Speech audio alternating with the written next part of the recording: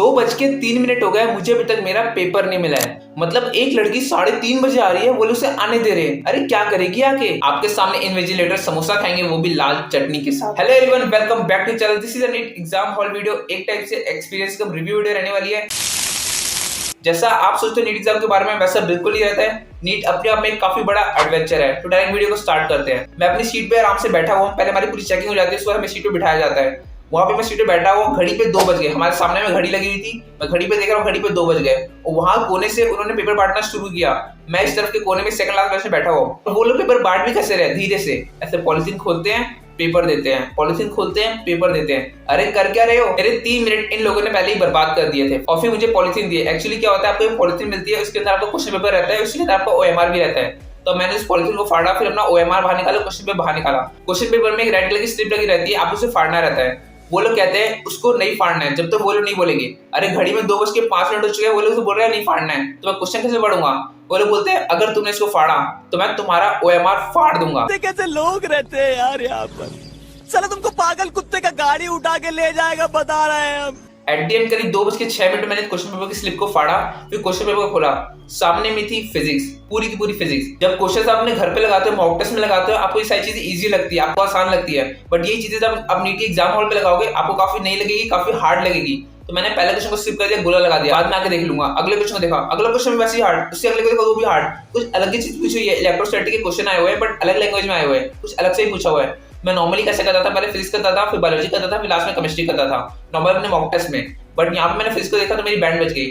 मैं फिजिक्स को पूरा स्किप कर दिया, मैं डायरेक्ट चला गया बायोलॉजी की तरफ, ताकि मुझे थोड़ा सा कॉन्फिडेंस मिले। तो मैंने बायोलॉजी को टिक करना स्टार्ट कर दिया पेपर में, क्वेश्चन पेपर में ही। मैं टिक के जा रहा हूँ। नॉर्मली सारे इजी आ रहे थे, सब एनसीईआरटी से आए हुए थे, लेकिन सुन के अच्छा लगा। मैं अपना मस्त बायोलॉजी में क्वेश्चन को टिक के जा रहा हूँ। क्वेश्चन पेपर पे आराम से मेरे 30-25 सॉल्व हो गए थे। इतने में सामने से कुछ चलते हुए आता है, और फिर वो कहता है ओएमआर दिखाओ। कहते हैं इसमें कुछ भरा क्यों नहीं अभी तक? मेरा ओएमआर बिल्कुल नया था, बिल्कुल नया, कुछ भी नहीं लिखा हुआ था। तो मुझे पता चला कि इसे भरना भी है। तो फिर मैं उसको बैठ के पूरा भर रहा हूँ, नाम भर रहा हूँ, सारी डिटेल भर रहा हूँ। इसमें अराउंड 4 से 5 मिनट मेरे चले गए। फिर वापस अपने बायोलॉजी क्वेश्चन सॉल्व करना स्टार्ट कर दिया। फिर सामने से कुछ चलते आया, और फिर वो वापस में साइन कर रहे हैं। और इसके साथ साथ एक पेपर लेके आया था, जिससे मुझे अपना थंबप्रिंट डालना था। तो मैंने थंबप्रिंट के लिए इंक में अपना अंगूठा डाला, और फिर से बाहर निकाला। लेकिन ये मंजूर ही नहीं था। उन्होंने मेरा हाथ पकड़ लिया, मेरा अंगूठा पकड़ा, और फिर मेरे अंगूठे को दबा करके उसमें अपना थंबप्रिंट डलवाया, ताकि मेरी अटेंडेंस लग सके। मैं खुद भी तो कर सकता था। फिर मैंने बायोलॉजी वापस कंटिन्यू करी। इसके बाद वो लोग वापस आ गए, एक बार और वापस आ गए मेरे बायोलॉजी के बीच में। वो लोग अपने डॉक्यूमेंट से एक फोटो लेकर आए थे, और फिर बोलते मुझे मार्क्स उतारने के लिए। मेरा मार्क्स उतारवाया, फिर फोटो से मैच कर रहे हैं कि वो मैं हूं या नहीं हूं। आज से जूम आके मैंने बायोलॉजी को कंटिन्यू किया। मैंने कुछ क्वेश्चन को छोड़ दिया जो मुझे हार्ड लग रहे थे, मतलब कुछ अलग से लग रहे थे, जिसको मैं डाउट कर रहा था। तो मैंने क्वेश्चन को टिक कर दिया था, उसको मैं बाद में देखने वाला था।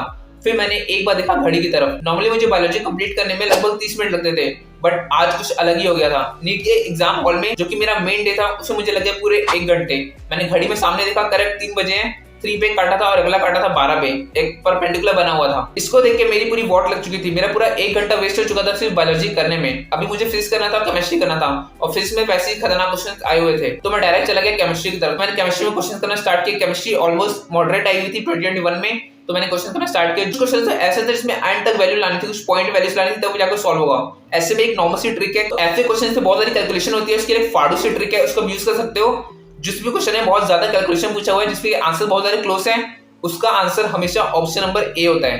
95%, 98% तक ऑप्शन नंबर ए होता है। मैंने अपने टाइम पे यूज कर लिया, ये हर बार ए रहा है। मेरे लिए 100% रहा है, आपके लिए शायद नहीं हो सकता है। मैं पूरी गारंटी नहीं ले रहा हूँ, बट 90-95% हमेशा आंसर ए होता है। जिसमें बहुत ज्यादा कैलकुलेशन, बहुत हार्ड कैलकुलेशन हो, उसमें आंसर ऑप्शन नंबर ए होता है। पहली बात तो आप यूनिट से काट सकते हो, 2-3 ऑप्शन अगर कट रहे हैं तो कैलकुलेशन नहीं हो रही है और टाइम बहुत कम है और आपको अटेम्प्ट करना ही है, तो आपको ऑप्शन ए के साथ जाना चाहिए, जहां पे बहुत ज्यादा कैलकुलेशन है। क्योंकि ऐसे काफी हार्ड कैलकुलेशन वाले क्वेश्चन में जो क्वेश्चन बनाता है, वो इसका आंसर सबसे पहला वाला रखता है। हर बार सही नहीं होगा, बट काफी चांसेस सही रहने की। बट वही मैं कह रहा हूँ, अगर आपको रिस्क लेना है तो आप ए के साथ जा सकते हो। ये बड़ी अच्छी बात कही आप। तो मैं ऐसी केमिस्ट्री को सॉल्व कर रहा था। आप यकीन नहीं करोगे, मेरी केमिस्ट्री काफी तेज सॉल्व हो रही थी। मैंने आधे घंटे में पूरी केमिस्ट्री खत्म कर दी थी। बहुत सारे क्वेश्चन को गोला लगा लिया, जिसको मैं बाद में देखने वाला हूँ, बट वो क्वेश्चन काफी कम थे। तो मेरी बायोलॉजी और केमिस्ट्री 3.5 आवर में खत्म हो गई थी। बट एक चीज बची थी, वो थी ओएमआर में फिलिंग। मैंने ओएमआर में फिलिंग नहीं करी थी, सिर्फ इनको टिक किया हुआ था अभी अपने क्वेश्चन पेपर पे। तो इसके जस्ट बाद मैं डायरेक्ट चला गया ओएमआर में फिल करने के लिए, ताकि कुछ तो मिले मेरे को। तो मैं डायरेक्ट फिल कर रहा हूँ। मैं बायोलॉजी को पहले फिल करना स्टार्ट किया।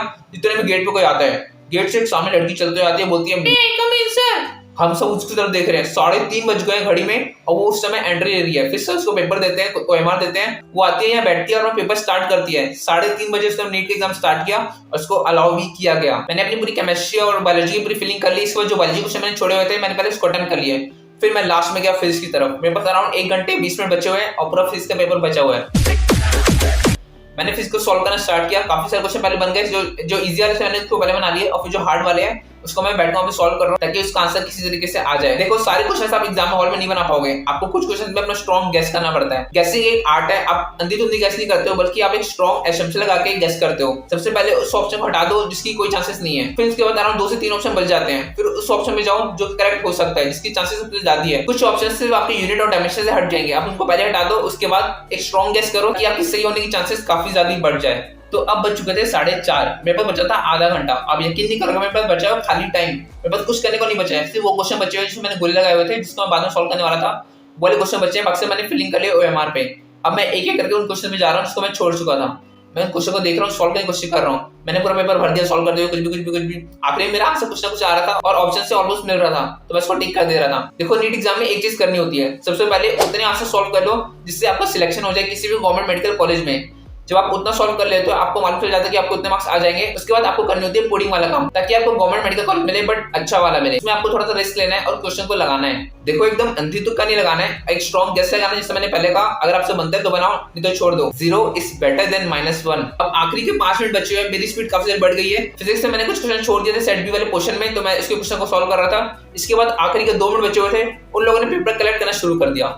2 मिनट बचे हुए फिर भी उन्होंने पेपर कलेक्ट करना शुरू कर दिया। मतलब पेपर देते हैं बाद में मगर ले लेते हैं पहले ही। और एक बात तो मैं आपको बताना भूल ही गया, जब आपने एग्जाम दे रहे होगे इन्विजिलेटर आके आपके सामने समोसा खाएंगे, चटनी के साथ खाएंगे और फिर उसकी सुगंध आपके नाक तक जरूर पहुंचाएंगे। आपस में आके बातें करेंगे, अपने घर की बातें करेंगे, जो सिनेमा पे चल रहा है उसकी बातें करेंगे, जो भी नई मूवी आ रही है उसकी बातें करेंगे और इसके साथ साथ IPL में कौन सी टीम ने मैच जीता, ये सारी बातें करेंगे।